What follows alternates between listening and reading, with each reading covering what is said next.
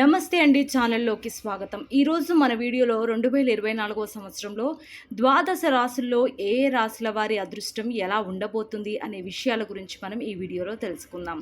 ముందుగా మేషరాశి వారికి 2024 సంవత్సరం అదృష్టం ఎలా ఉండబోతుందో తెలుసుకుందాం.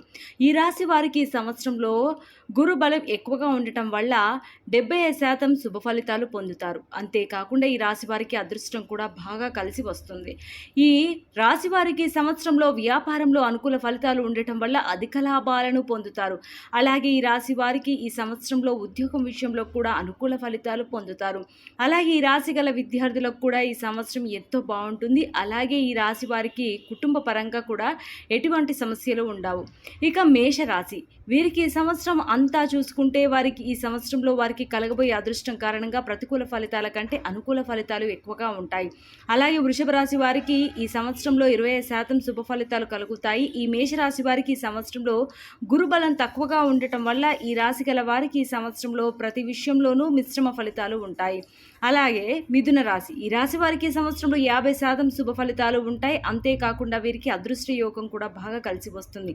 అలాగే ఈ రాశి వారికి సంవత్సరం ప్రథమార్థంలో అనుకూల ఫలితాలు ఎక్కువగా ఉంటాయి. ఆ తర్వాత గురుబలం తగ్గడం వల్ల వీరు మిశ్రమ ఫలితాలను పొందుతారు. ఇక కర్కాటక రాశి ఈ రాశి వారికి సంవత్సరంలో 50% అనుకూల ఫలితాలు ఉంటాయి. అలాగే ఈ రాశి వారికి సంవత్సరంలో ధనలాభం ఎక్కువగా ఉంటుంది. ఆరోగ్యపరంగా ఎటువంటి సమస్యలు ఉండవు. ఈ సంవత్సరంలో సింహరాశి వారికి 20% మాత్రమే అనుకూల ఫలితాలు ఉంటాయి. అలాగే ఈ సంవత్సరం కన్య రాశి వారికి 50% అనుకూల ఫలితాలు ఉంటాయి. అలాగే గురుబలం అలాగే శని గ్రహం కారణంగా శుభయోగాలను పొందుతారు. ఇక తులారాశి వారికి ఈ సంవత్సరంలో 50% అదృష్ట ఫలితాలు ఉన్నాయి.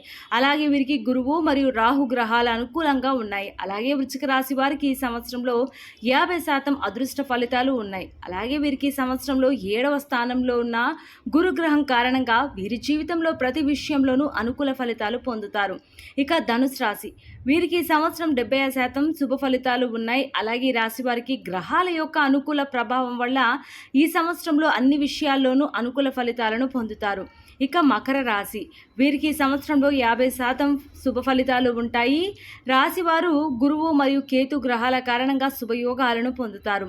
అలాగే కుంభరాశి వీరికి ఈ సంవత్సరంలో శుభాన్ని ఇచ్చే 4 గ్రహాలు అనుకూలంగా లేవు. అందువల్ల ఈ రాశి వారికి ఈ సంవత్సరంలో ప్రతి విషయంలోనూ ఎంతో ధైర్యంగా ముందుకు వెళ్ళవలసి ఉంటుంది. అలాగే ఈ సంవత్సరం మీన రాశి వారికి 20% శుభ ఫలితాలు కలుగుతాయి.